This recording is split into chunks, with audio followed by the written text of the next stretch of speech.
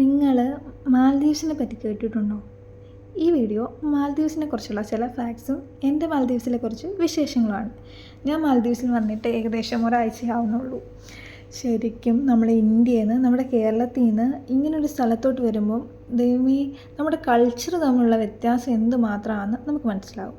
ഞാൻ ആദ്യമായിട്ടാണ് ഇന്ത്യക്ക് പുറത്ത്, അതും വെള്ളം അത്യാവശ്യം പേടിയുള്ള ഞാൻ ഈ ദ്വീപിൽ വന്ന് പെട്ടത്. എനിക്ക് തന്നെ സംശയമാണ്. നമ്മുടെ അത്ഭുത ദ്വീപ് പോലെയാണ് എനിക്ക് ഇവിടെ വന്നതിന് ശേഷം തോന്നിയത്. ഞാൻ നിൽക്കുന്ന ഐലൻഡിൽ എൻ്റെ ക്ലിനിക്കും കുറച്ച് ബിൽഡിങ്സും അവിടുത്തെ സ്റ്റാഫും അത്രയേ ഉള്ളൂ കേട്ടോ. 10-20 മിനിറ്റ് നമ്മളൊന്ന് നടന്നു കഴിഞ്ഞാൽ ആ ഐലൻഡ് തീർന്നു. ചുറ്റോട് ചുറ്റും കടൽ മാത്രം.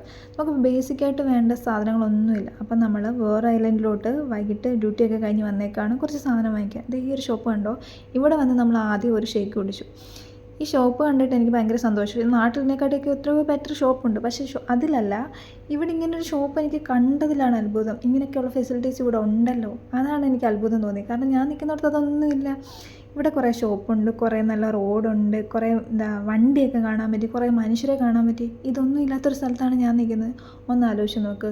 പട്ടിയില്ലാത്ത, കാക്കയില്ലാത്ത, ഉറുമ്പില്ലാത്തൊരു സ്ഥലത്ത് നമ്മൾ നിൽക്കുക. ശരിക്കും പറഞ്ഞാൽ ഈ കാക്കയൊന്നും നമ്മുടെ ജീവിതശൈലിയിൽ വേണമെന്ന് ചോദിച്ചാൽ എനിക്കറിയാൻ പാടില്ല. പക്ഷേ അവരെയൊക്കെ നമ്മൾ കണ്ടുകൊണ്ടിരിക്കുന്നതല്ലേ. ആ ഒരു സാധനമൊന്നും ഇവിടെ ഇല്ല എന്ന് പറയുമ്പം നമുക്കതൊക്കെ അഡാപ്റ്റ് ചെയ്യാൻ കുറച്ച് നേരം എടുക്കും.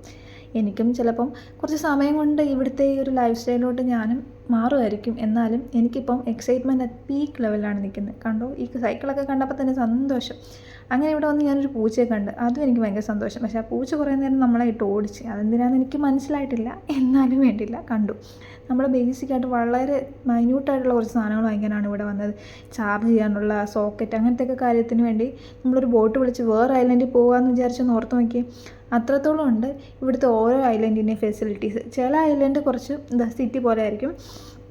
ലൈക്ക് മാലയൊക്കെ ഭയങ്കര സിറ്റിയാണ്, അതായത് മാൽദീവ്സിൻ്റെ സിറ്റിയാണ് മാല. അവിടെയെല്ലാം അത്യാവശ്യം ഭയങ്കര ഫെസിലിറ്റീസും വലിയ ബിൽഡിങ്സും ഉണ്ട്. പക്ഷേ ജനവാസമില്ലാത്ത സ്ഥലങ്ങൾ പോലും നമ്മുടെ ഈ മാൽദീവ്സിലുണ്ട്. അങ്ങനെ ഫസ്റ്റ് ഔട്ടിങ് ഞങ്ങൾ വന്നേക്കാണ്. കുറച്ച് സാധനങ്ങളൊക്കെ വാങ്ങിച്ച് ഫുഡൊക്കെ കഴിച്ചിട്ട് ഞങ്ങൾ തിരിച്ചു പോവാണ്. നമ്മുടെ ബോട്ട് നമ്മളായി നോക്കി അവിടെ വെയിറ്റ് ചെയ്തിട്ടുണ്ട്. അത് 11 മണിക്കാണ് തിരിച്ചു പോകുന്നത്. അപ്പം കുറച്ച് നേരം നമ്മളവിടെ വെയിറ്റ് ചെയ്തിട്ട് ഇവിടുത്തെ ക്ലീൻനെസ് എടുത്തു പറയണ്ട കേട്ടോ. ഇവിടെ നല്ല ഭംഗിയിലാണ് എല്ലാ സ്ഥലവും അവർ മെയിൻറ്റെയിൻ ചെയ്തിരിക്കുന്നത്. ചപ്പോ അഴുക്കൊന്നും പുറത്തൊന്നുമില്ല. അതൊക്കെ നമ്മൾ നല്ല എടുത്തു പറയേണ്ട ക്വാളിറ്റീസാണ്. അപ്പോൾ അതെല്ലാം കഴിഞ്ഞ് നമ്മുടെ ചെറിയ ഷോപ്പിംഗ് കഴിഞ്ഞ് നമ്മൾ തിരിച്ചു പോയി. അപ്പോൾ അത്രേ ഉള്ളൂ. ബൈ.